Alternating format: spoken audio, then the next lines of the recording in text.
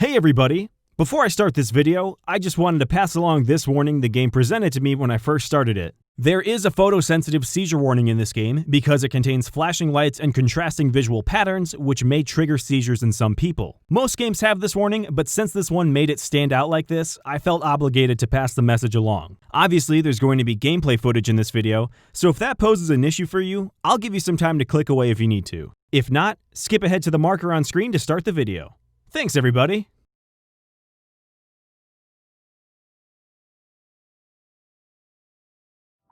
Superliminal is a mind-bending puzzle game that forces you to see the world from new perspectives. It first released in November of 2019, but just made its way into the wonderful world of consoles on July 7th, 2020. Superliminal's puzzles and constantly changing landscape keep you on the edge of your seat for the entire ride. This game is an eerily fun time that is full of challenges that are sure to melt your brain. Superliminal is an incredibly well-made and polished game, but has a few issues that hold it back from its true potential in my opinion. And after playing this game for the week, I have some things I want to say about it. I go by Capture Reviews, and these are my thoughts on Superliminal.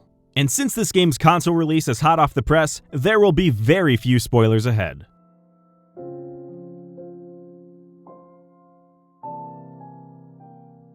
In Superliminal, you're introduced to a new form of therapy called Somnosculpt, which is created by the Pierce Institute. The main idea of Somnosculpt is that you're put to sleep, and in your dreams, you're given challenges to solve that are based on forced perspectives. For example, in this room, you need to press two buttons on the floor at the same time in order to open two different doors. The only problem is, the one object you have to place on these buttons is too small to reach both. In order to fix this, try aiming the sign upwards to create an illusion that makes it look 30 feet long, let it go, and boom! It is 30 feet long. Or maybe that checkered block painting can line up just right to become a real checkered block. This clever concept is going to be your friend throughout the rest of the game and is going to be used in a variety of ways. This game is a professional-grade mindfucker in some areas. Along with this, Superliminal is an unsettling experience that actually made me feel very uneasy for most of the game. This is not a horror game, but it definitely has some elements that made me nervous. I hate horror games, so the lighting, the narrow hallways, and the empty rooms made me expect a jump scare or two. So,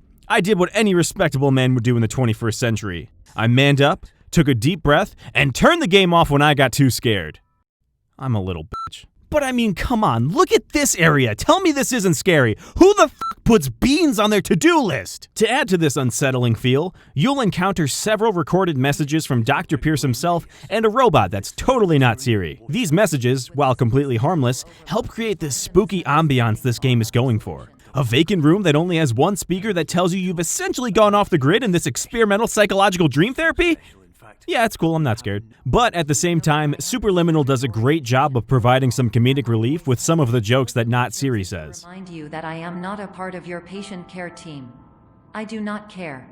The game does a decent job of challenging you with the confusing perspective puzzles it presents. However, Superliminal does tend to get a little bit repetitive from time to time. I got tired of getting the same door-on-the-wall challenges room after room, or making a block bigger to get over a ledge, but at the same time, there were some very creative challenges down the road that occasionally made up for the repetition. And as you'll see if you play this game, sometimes the repetition is intentional to go with the story. Speaking of which, this game can easily be finished within an hour or so, which can be a turnoff for some. However, the playtime flows with the overall story and almost requires you to stick around and finish this in one sitting. As far as replayability goes though, this game has virtually none unless you really want to try and solve a level a different way. Unfortunately, I encountered some road bumps when playing this game too. One of the more major issues I found is judging where to place certain objects so they do or don't go onto a certain floor. Or sometimes, increasing the size of objects can be a little bit glitchy and cause some issues. And I found the controls to be a bit finicky from time to time, even when I adjusted the sensitivity,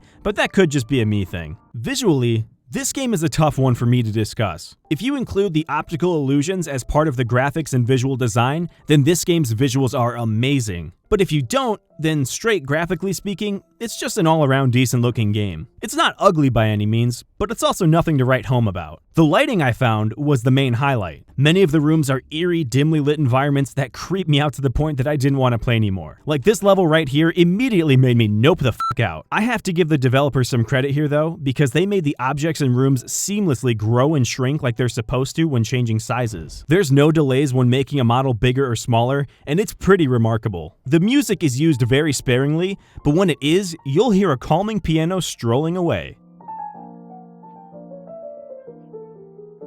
There seems to be a constant jazz piano pace that the music follows unless something major happens. That's because this game somewhat uses adaptive sound, so leaving an area that you may not necessarily be allowed to, for example, abruptly stops the music. Other than that though, the music is fairly minimal, so don't come here expecting a killer soundtrack. So, is Superliminal worth buying?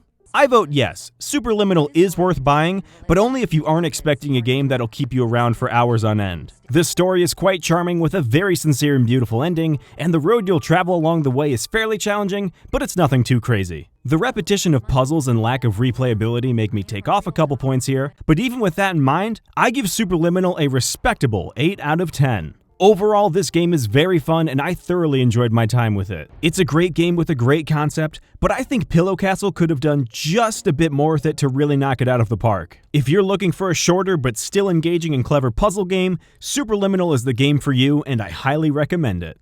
Thank you so much for watching and listening to my thoughts on Superliminal. I hope you enjoyed, and I'll see you next time. All environments perceived during eyelids should reflect a typical mental state. If you believe your mental state was compromised by Somnasculpt, please provide a comprehensive, rational explanation in your post-procedural survey. Completed surveys may be eligible for a gift card.